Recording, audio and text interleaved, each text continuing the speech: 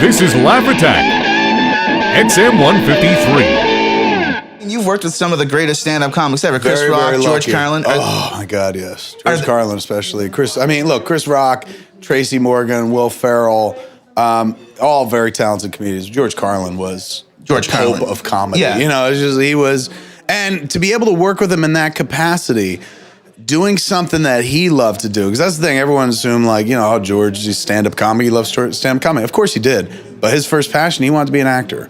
So even if it was, I mean, sadly, it was fucking Jersey Girl, but he got to act, you know? Like, he got to be the lead and play, you know, Ben's dad, big part in a movie that normally he didn't have. And that was, like, the best way that I could say thanks for being such an influence, for being an amazing talent all these years, for being the smartest man I ever met, for being the funniest fucking man I ever met, you know? And gave me something to shoot for. Anytime I step out on stage, dude, I only do so because I watched George Carlin do it for 10, 15 years. What do you describe when you're on stage? Is it stand-up? What is it? Is it improv? It's called stand-up because, to me, a stand-up, what I do is just all net, you know, in terms of safety net, not all win.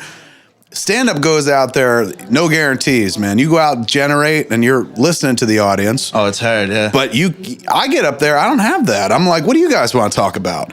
And they tell me, and then I tee off of that. And chances are, if they're going to ask me about something, I've answered this question sometime in the past.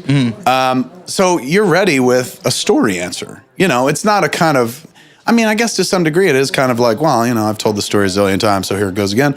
But you play it in the room, it's different. You know, it's like playing hockey. It's just like you played hockey a million times, but some places you go and, you know, you play it a little differently and whatnot. And that's kind of, I'm so stoned, I got lost talking about, what were we talking about? I was just started over-talking. You're talking about what you do on stage, whether it's how I'm not a stand-up. Well, see, that's why I think you're stand-up, because we'd also get lost because we're so stoned. That helps too. Yeah, I've joined the brotherhood that way just recently. But yeah, for me, it's kind of about going up there and talking about what they want to talk about. And chances are what they want to talk about is something I've talked about ad nauseum a million times before. So I could do it. I could tell a story that sounds very well rehearsed.